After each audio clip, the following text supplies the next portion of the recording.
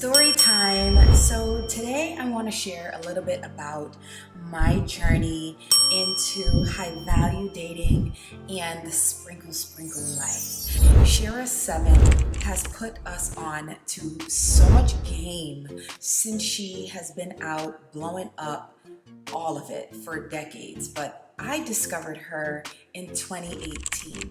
So I'm just gonna tell y'all my journey into discovering all the information, how I manifested it, and then what ended up happening.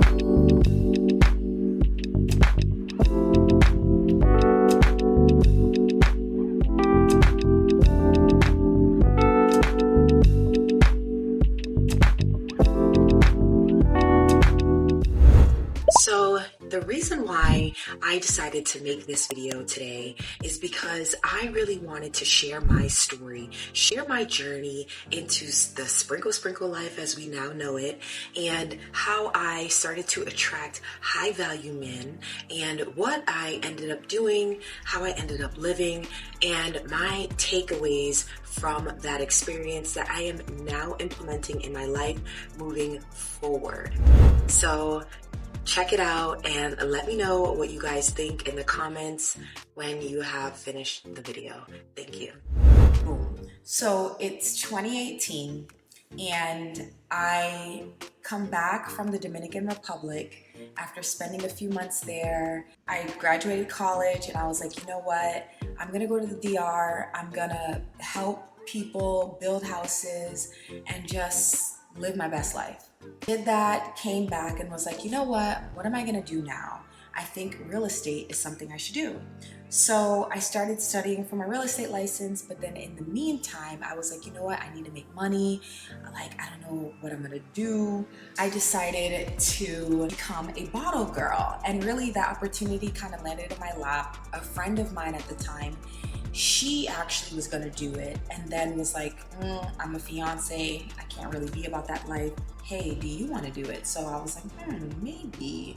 So then I ended up like going in for the interview, got the job same day, and became a bottle girl. As I was bottle girling, it was just a whole vibe. Like, I was getting cash every night. It was cool. It was whatever. I was around a lot of dusty men at the time, but like, I didn't really care because I was like, I'm not dating y'all. I'm just giving y'all drinks and like whatever. I can pretend that like, you know, I like you, but really, I'm not into it. But I had made a friend at the club I was working at, and me and her got really close. And one day we were just talking about like dating and relationships, and I was like, oh, you know, I want to meet a man and I want to marry for love, and you know, I don't care what's splitting the bills. And like, this is before I like knew like, girl, what? She was just like, what are you talking about? You want to split bills? You're trying to marry for love? Girl, you got to listen to Shira 7.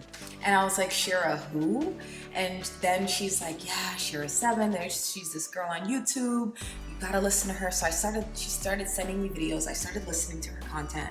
And that's when the game changed for me. I started just learning about like not splitting bills, and not that I ever really did.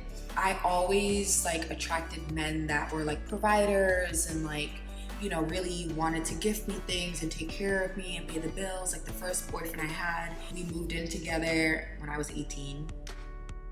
And he paid all the bills and like the rent, everything. Mind you, we were so young, but like, and then like I was even working and he was like, I don't want you to work 2 days a week. Don't worry about it, whatever. And I was young.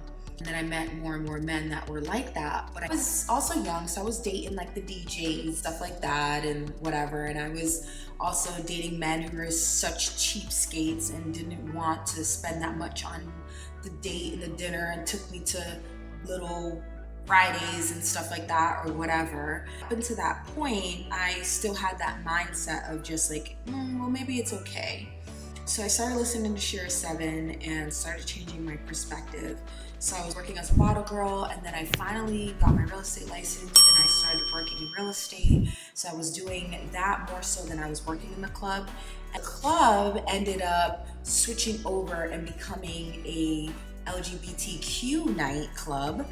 And so we were done. After that, they were like, sorry ladies, like it was a good run, but yeah, so that was over for me, and it was okay because I was now in real estate, so I was doing that. I was working in a pretty ritzy area of Boston, where I'm originally from. I had changed my whole look. Like, I was going to work in pumps, and I was wearing, business attire, and I just looked great. Okay, so one day our brokerage was having a open house at this building that one of the real estate agents, and he was like a top agent, he had ended up securing this development of like 30 or 40 units, and our office had the exclusive on those units to rent. And so we went over to the building and we're walking around, we're seeing all the units. It was so nice. It was like amazing. While we were in there, we were in one unit and they had like food and hors d'oeuvres, and we got to mingle and talk. And really, it was all of the people from my office that was there, and not like a lot of people from other like brokerages or like external people. I was just like, oh, okay, I know everybody here. Like, I don't really care to mingle with them like that, And then I see this older guy. Hey loves, thank you so much for watching this video. And if you've made it this far, this means that you love the video and love the story. And so do me a favor and hit the like button so that YouTube and the algorithm also recognizes that this is a likable video and spreads it out to others to go ahead and watch. Thank you guys so much for your support and love, and continue watching.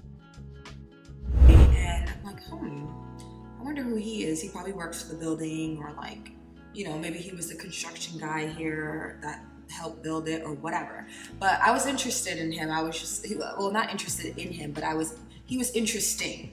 So I go over to where the food is, and he's by the food, and then we just start chatting it up. So we're chatting it up, and like we're talking about everything unrelated to real estate, to the day, to all the stuff that was going on. And we started talking about like meditating and taking walks, and I was telling him how I like to do that and like all this stuff. So I forget how we exchanged information. Anyway, he ended up calling me the next day, and he's like, hey, like, would you like to go for lunch or dinner or something? I'd love to like, catch up with you and get to know you a little more. And I was like, ooh, okay, like I got him. So we ended up going out then like that weekend or whatever it was. And I ended up finding out that he was actually the developer of the building. And so he essentially owned the building. And yeah, I was like, hold up. Like, it was so crazy because I had just started listening to Shira Seven and just changing my perspective and like also changing my environment and all this stuff. And then boom, I meet this wealthy guy who owns this building, and just everything just started moving so quickly after that. And yeah, we just ended up like going on trips and like just all this stuff. I had like such a great time. And while I dated him, there were a few things that I did not do and I should have done. I was living rent-free. I was taking trips. I was getting all these things, and had a credit card that I could use and buy whatever I wanted and stuff like that. First of all, I ended up getting a vehicle that I leased, and I should have had him lease it. I should have had him buy me a car, because I ended up fast forward 3 years later to now, and now have gotten rid of the lease. The lease was up, but I was paying for that every month. And at some points, like, my income was up and down, because if you know real estate, it's not consistent and you're on commissions only. And that was one of the things that I fumbled. Like, I should have had him paying for that. Okay, that was one mistake. Another mistake I made, I was rent-free. I had all these bills paid, all this other stuff, good to go, whatever. And I didn't leverage it. I didn't say to myself, okay, let me go out here and get a job that's actually going to pay me every single week a steady income while I'm rent-free, and save money and stack up. No, I decided to not do that. I stayed in real estate where my income was all over the place. I traveled around the world with him, and it was fun. It was amazing. But then in the end, I had no savings. I had no stability when I decided to then leave. So essentially, I'm saying all this and I'm telling you guys this story because don't be like me. If you're going to date a high value man, if you're going to be on that sprinkle life, You have to have a plan, and you need to leverage that time, and you need to still focus on you, your goals, and whatever it is that you have going on or want to have, and continue to do that.